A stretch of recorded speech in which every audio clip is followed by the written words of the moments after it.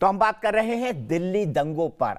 Delhi police की जो affidavit है हाई कोर्ट के अंदर, उसने अपने 1111 चार्जशीट के अंदर यह साबित किया है कि दिल्ली के दंगे एक पूर्व नियोजित साजिश थी। जहां जहां एंटी-सीएए दिल्ली के अंदर प्रोटेस्ट हुआ, चाहे वो शाहीन बाग हो, चाहे वो वजीराबाद हो, जाफराबाद हो या बाकी के इलाके हो, वहां पर सब जगह गुप्त ठिकाने, गुप्त ऑफिसेस बनाए गए और दंगों की बकायदा प्लानिंग हुई। इसके लिए हथियार, पैसा, बाकी सब चीजें इकट्ठा की गई। जाकिर नाइक से लोग जाकर मिले। जाकिर नाइक वो भगोड़ा जो इस्लाम के नाम पर देश में लोगों को बरगला रहा था, कई देशों का भगोड़ा है वो, अभी मलेशिया में छुप के बैठा हुआ है। इसके अलावा ताहिर हुसैन जैसे लोगों के घर से हथियारों का जो जखीरा मिला, उसको सबने देखा। खून का रंग लाल होता है। दंगे में हिंदू भी मारे गए, मुसलमान भी मारे गए, लेकिन सवाल ये साजिश किसकी, इसी पर हम डिस्कशन कर रहे हैं। मेरे साथ एक बड़ा पैनल जुड़ा हुआ है। मेरे साथ RSN सिंह साहब हैं, डेकोरेटेड इंटेलिजेंस और सिक्योरिटी मामलों के एक्सपर्ट। मेरे साथ बीजेपी के नेशनल सेक्रेटरी RP सिंह साहब हैं, दिल्ली के जाने माने नेता। मेरे साथ सुबी खान है जो कि एक इस्लामिक स्कॉलर है। शिराज कुरैशी साहब जुड़े हुए थे मेरे साथ। डॉक्टर शोएब जमई हैं, प्रेसिडेंट है इंडियन मुस्लिम फाउंडेशन के। मौलाना साजिद रशीदी साहब हैं, प्रेसिडेंट है ऑल इंडिया इमाम एसोसिएशन के। और साथ ही साथ इफ्रा जान है जो कि एक इस्लामिक स्कॉलर हैं और लीगल स्टूडेंट है। मैं शोएब जमई के पास जाऊं उससे पहले मैं सीधे चलता हूं अखिलेश चौबे, मेरे एक दर्शक मुंबई से मेरे साथ जुड़ रहे हैं। चौबे जी, आपको क्या लगता है, क्या वाकई में ये एक सुनियोजित साजिश थी, जैसा दिल्ली पुलिस अब दस्तावेजों के आधार पर कोर्ट को सबमिट कर रही है? दीपक जी, इस बारे में कोई शक ही नहीं हो सकता, क्योंकि आप अभी जैसे इकरा जान बता रही थी कि 15 हिंदू मारे गए और 35 मुसलमान मारे गए। आप अगर देखिए, सारी की सारी ये जो जमात है, ये गुजरात दंगों की बात करती है लेकिन गोधरा की बात नहीं करती है। मुजफ्फरनगर से लेके अब तक जितने जंगे हिंदुस्तान में हुए हैं, सारे दंगों की शुरुआत कहीं ना कहीं इनके मस्जिद से, मदरसों से या इनकी जमात की तरफ से होती है। और उसका जब रिएक्शन आता है तो ये संख्या गिनाने लगती है। इनको ये बताइए कि जो पहला दंगा हुआ, जो पहला दंगाई मारा गया, वो कौन था? वो हिंदू था या मुसलमान था? आप एक तरफ तो अल्पसंख्यक होने की सारी सुविधाएं लेना चाहते हैं और दूसरी तरफ आप बहुसंख्यकों के खिलाफ दंगा करने का भी जिगर दिखाते हैं। आप जब भी इस तरह से आपकी जो जमात है वो जब भी ये चीज करेगी तो उसका रिएक्शन आएगा ही, और रिएक्शन के बाद जब भी आप नंबर गिनेंगे तो कहीं ना कहीं आपका नंबर ज्यादा होगा। तो कहीं ना कहीं आपके मौलाना, मौलवी और स्कूल और मदरसा चलाने वाले लोगों को अपनी शिक्षा में इन चीजों को डालना चाहिए कि अगर हिंदू एक धर्मप्रिय है, शांति प्रिय धर्म है, वो शांति से रहना चाहता है, तो कहीं ना कहीं आपको भी शांति से रहना चाहिए।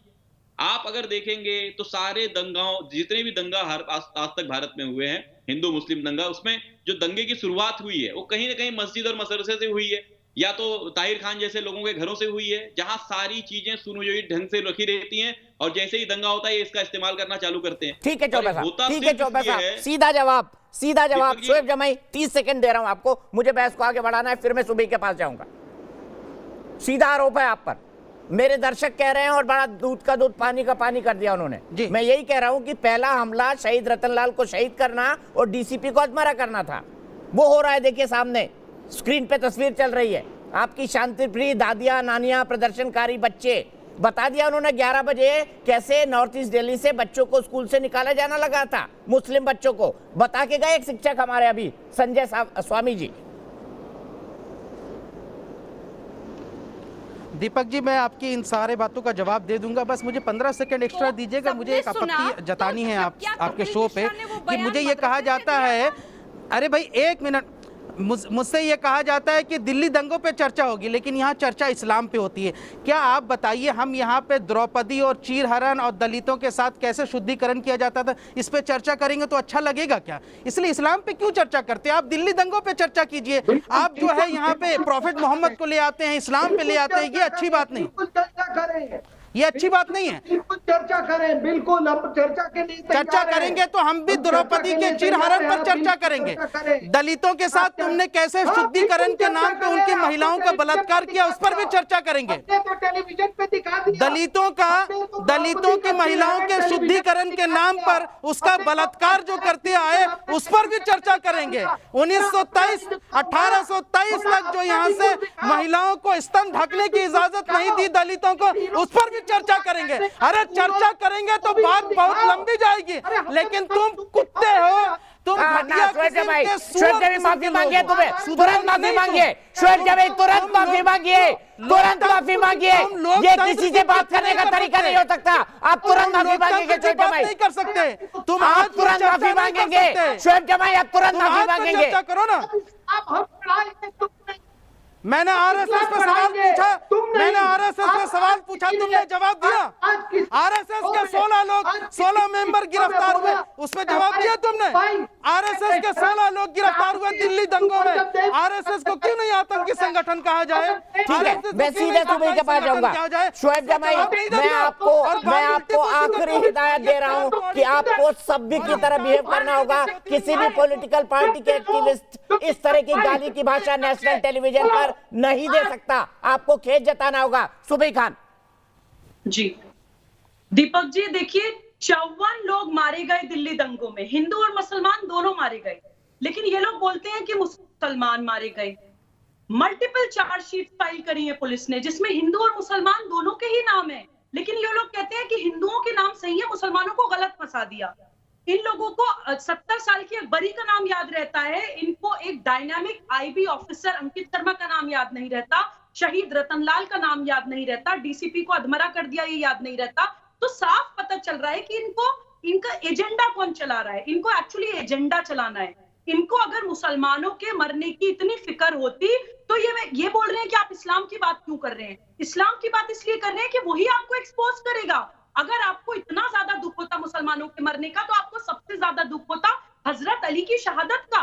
हजरत अली का नाम आते ही आप लोग उछल जाते हैं, क्योंकि वहीं से आपकी आतंक की अरे जड़ें मैंने शुरू तो होती हैं। पूछा आतंक इस्लाम कि का वजू और पहला गुस्ल के आतंकी 4 हमला। फर्ज बता दो। दीपक जी, इनको चुप करवाइए, अरे मैं सो जरूरी कॉल्ड बात बोलने फर्जी वाली हूँ। इस्लामिक सिर्फ स्कॉलर। सुबह का आवाज, सिर्फ सुबह का आवाज। करवाइए, मैं जरूरी बात बोलने बीच वाली में हूँ, नहीं सुनना शोएब भाई, चाहते हैं। भाई बोल रहा हूं यार, आप गाली नहीं देते हैं चाहते। नेशनल टेलीविजन पर, थोड़ी तो अकल रख ये सुनना लीजिए। नहीं चाहते हैं, इनको सुनना पड़ेगा। आज इस्लाम का पहला आतंकी हमला मस्जिद में हुआ। हजरत अली को नमाज पढ़ते वक्त जहर भुजी तलवार से उनके सर पे मारा गया। ईद से सुबुही दुबे जी, आप बताइए ना, 9 या 10 दिन आदरणीय सुबुही दुबे जी, ये बताइए, आदरणीय बीच में सुबुही नहीं, दुबे प्लीज जी, सिर्फ ये सुबह की बताइए कि आवाज। इस्लाम के गुस्ल आपकी प्रॉफिट की नस्लों को मारा गया मुसलमानों के द्वारा रमजान के महीने में, और आप लोग ईद मनाते हैं। हजरत अली का आप नाम भी नहीं आने देना चाहते हैं, क्योंकि आप एक्सपोज हो जाएंगे। और यही वजह है कि आप लोगों को जलील होना पड़ रहा है। सारे ढोंगी मुसलमानों को जलील इसलिए होना पड़ रहा है क्योंकि आपने जो एक्चुअली में जो सही फेस था इस्लाम का, जो रियल चेहरा था, उनको आपने मार दिया। उनकी टीचिंग्स को आपने क्या लोगों तक यजीद के पहुंचने खिलाफ नहीं दिया। बोला जाता? और एक अरे चीज़ मैं यजीद और के बताती खिलाफ हूँ, बोला दीपा जाता जी, नहीं बोला इसलिए मैं जाता? बताती हूँ। यजीद इस्लाम की यजीद बात के इसलिए खिलाफ होती मुहर्रम है। मनाया जाता नहीं मनाया जाता? यजीद के दीपा खिलाफ जी, दीपा कौन जी, शोएब मैं- शोएब यजीद मैंने था आपको ना, मौका यजीद दिया, मानने पूरा वाला मौका था। दिया। सुबह यजीद सिर्फ मानने सुबह की वाला- आवाज यजीद- जाएगी। जवाब सुबह ऐसे कंक्लूड बात करिए नहीं प्लीज, पाएगी। मुझे दीपक इफ्रा जी, के मैं पास बहुत जाना है, जरूरी बात बोल और रही फिर हूँ। आरपी मैं सिंह बहुत साहब और जरूरी फिर बात आरएसएन सिंह साहब कंक्लूड करेंगे। दीपक जी, करबला की लड़ाई के अफसोस में जो लोग दिल से रोते हैं ना, जो लोग मुहर्रम मनाते हैं और उस पूरे मुहर्रम के टाइम पे याद करते हैं रियल इस्लाम की हिस्ट्री को, उन लोगों को ये तथाकथित ढोंगी मुसलमान मजाक उड़ाते हैं।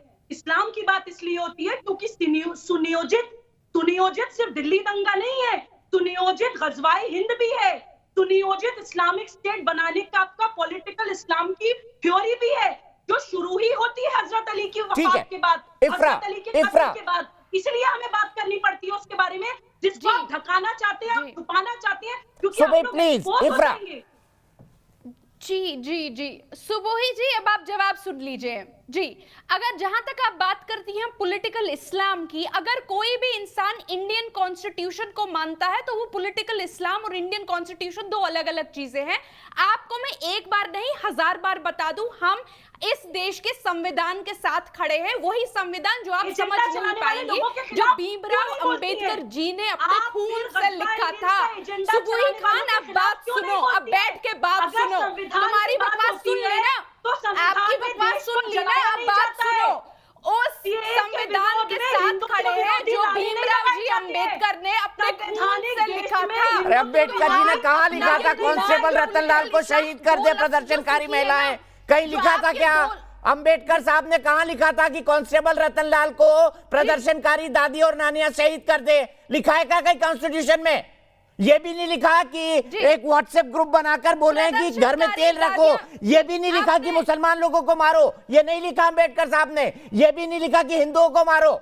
होता क्यों है ये इफ्रा? ये लफाजी की बातें हैं। मेरे साथ एक दर्शक जुड़े हुए हैं कानपुर से, प्रवीण मोहता। प्रवीण जी, आप इस बहस को देख रहे हैं, आपको क्या लगता है? फिर मैं कंक्लूडिंग कमेंट के लिए RSN सिंह साहब के पास जाऊंगा। क्या आपको लगता है दिल्ली दंगे एक साजिश थे? जी, दिल्ली दंगे बिल्कुल एक साजिश थे और मेरे जैसे आम लोग मानते हैं कि इसके पीछे बहुत तगड़ी प्लानिंग थी। अचानक दंगे नहीं होते। मैं कानपुर का रहने वाला हूं। कानपुर में भी मैंने कई दंगे देखे हैं। उन दंगों की खबरों को देखा है, समझा है, जो टीवी पर, अखबारों में, सोशल मीडिया में आती हैं। लेकिन दिल्ली दंगे पूरी तरह सुनियोजित साजिश के तहत हुए थे। किसी एक व्यक्ति, किसी एक ग्रुप में इतना साहस, इतना दम नहीं है कि अचानक से वो इतने बड़े पैमाने पर हिंसा कर दे, चुन चुन को लोगों को मारा जाए। ऐसा संभव ही नहीं है। ठीक है प्रवीण, ठीक है प्रवीण, दो टूक बात कही। 30 सेकंड आरपी सिंह साहब के पास, फिर RSN सिंह साहब के पास 30 सेकंड कंक्लूड करने के लिए। आरपी सिंह साहब, मैं जानना चाहता हूं, जैसे विकास दुबे को नेस्तनाबूद किया गया, वैसे ताहिर हुसैन को कब नेस्तनाबूद किया जाएगा? चलिए वो समय आ जाएगा, चिंता मत कर। परंतु आपके डिबेट पे जिस प्रकार के यहाँ पर प्रवक्ता आए हैं, मैं सच में स्तब्ध हूँ। मौलाना हो, जिस प्रकार की भाषा इस्तेमाल करते हैं, मुझे शक होने लगा मौलाना है। यहाँ पे जमाई साहब बैठे हैं, अपने आप को बहुत बड़े पॉलिटिकल स्कॉलर कहते हैं, जिस प्रकार की भाषा इस्तेमाल कर रहे हैं। माफी चाहता हूँ, एक कोई छोटी बिटिया बैठी है, जिस प्रकार की वो बकवास जैसी भाषा इस्तेमाल करती हैं, पता नहीं क्या शब्द इस्तेमाल करते हैं। ये दिखता है कि क्या सोच और किस बैकग्राउंड से लोग यहाँ पे चर्चा करने आते हैं। ये चर्चा करने नहीं आते सर। ये फेसेस है शाहीन बाग आंदोलन के। आरपी सिंह साहब, फेसेस है ये। महिला को बोलते हुए बकवास करती है, शर्म आती है आपको? एक महिला को बोलते हुए बकवास करती है, शर्म आती है? तथ्यों पे जवाब दीजिए, तथ्यों पे। ठीक है, कंक्लूडिंग कमेंट RSN सिंह साहब से। RSN सिंह साहब, इस साजिश को रोकने के लिए आपके हिसाब से क्या करना होगा देश को? आपकी भाषा ठीक नहीं है। नहीं, ये पाकिस्तान के द्वारा प्रॉक्सी वॉर के ये लोग प्रॉक्सी सोल्जर्स हैं। और मैं इस चीज को नहीं मानता कि कुछ थोड़े से लोग हैं। ये थोड़े से लोग नहीं है, ये बहुत ज्यादा लोग हैं। मैं कभी भी इस चीज को नहीं मानता कि और CAA, JNU, PFI, ये पिंजड़ा तोड़, ये सबका आपने ISI सबका आपने नेक्सस देख लिया और आपने खुद इस पे डिबेट करवाया है। जो चीज खुल के आई है, ऐसी कोई चीज नहीं है जो आपके डिबेट में उभर के नहीं आई थी। ये बातें, ये कोई नई बात नहीं आ रही है जो उन्होंने कहा। और एक बहुत महत्वपूर्ण बात, ये कुछ टिप्पणी कर रहे थे किसका चिरहरण, तो मैंने फिर दोबारा कहता हूं, हमने सब कुछ दिखा दिया, सब कुछ दिखा देंगे। आप भी तो दिखाओ ना कुछ, आप भी दिखाओ ना, कौन कब नमाज पढ़ रहा था, खलीफा उसका किसने कत्ल किया। उसके बाद इस्माइल शाह जब सुन्नी से शिया कंट्री बना ईरान, तो क्या हुक्म दिया गया था कि खलीफों को किस तरह से हर सुबह गाली दिया जाएगा। और ये सारी चीजें आप दिखाओ, हम भी दिखाएंगे, हमको कोई ये नहीं है। हम तो, आप तो किसी को गाली दे दो, हमको कोई फर्क नहीं पड़ता है। जो आस्था कमजोर होती है ना, वही आस्था कहती है अगर बोला तो सर काट देंगे। लेकिन हिंदुस्तान, इस्लाम की पढ़ाई हम करवाएंगे, तुम नहीं। तुम कुछ नहीं जानते हो इस्लाम के बारे में, तुम कुछ नहीं जानते। मुआविया कौन था बताओ, कौन था? जिब्राल्टर किसके नाम पे है? कि दलित महिलाओं का शुद्धिकरण क्यों होता था ये बताओ। शोएब जमाई, मुझे आपत्ति के साथ आज इस डिबेट को खत्म करना है कि शोएब जमाई ने जिन शब्दों का इस्तेमाल किया, मैं सबको यही बोलूंगा। अफसोस मेरे पास वक्त कितना है। मैं शोएब जमाई को फ्रेम में लेके सिर्फ एक बात कहना चाहता हूं कि शोएब भाई, हम बड़ा सम्मान करते हैं आपका। आप पॉलिटिकल एक्टिविस्ट रहिए, मंत्री बनिए, सांसद बनिए, विधायक बनिए, सब बनिए, पर कम से कम शब्दों को अपने संभाल लीजिए। हम आपसे यही उम्मीद करते हैं। ऐसे शब्दों का इस्तेमाल न करें जो नेशनल टेलीविजन पर गाली माने जाए। कृपया, हम बहुत सम्मान करते हैं आपका, बहुत बहुत शुक्रिया। लेकिन इस्लाम की चर्चा नहीं होगी, उसकी क्यों नहीं होगी भाई? जब हिंदुइज्म की चर्चा होती है, आप कहते हैं हिंदुइज्म के बारे में, तो इस्लाम की चर्चा क्यों नहीं होगी? धर्म वो महान होता है जो सबको अपने आप में समाहित कर ले। शोएब जमाई, इस पे मैं फिर बहस रखूंगा, आपके लिए विशेष बहस रखूंगा। आप बताना आप इस्लाम की जितनी तारीफ करें मैं खुद करूंगा, किसी भी धर्म की बुराई नहीं की जा सकती। सिर्फ मेरा यह कहना है कि दिल्ली में खून बहा है और खून का रंग लाल होता है, चाहे हिंदू हो या मुसलमान। किसने बहाया, आज इसका खुलासा दिल्ली पुलिस ने कर दिया है। एक ब्रेक।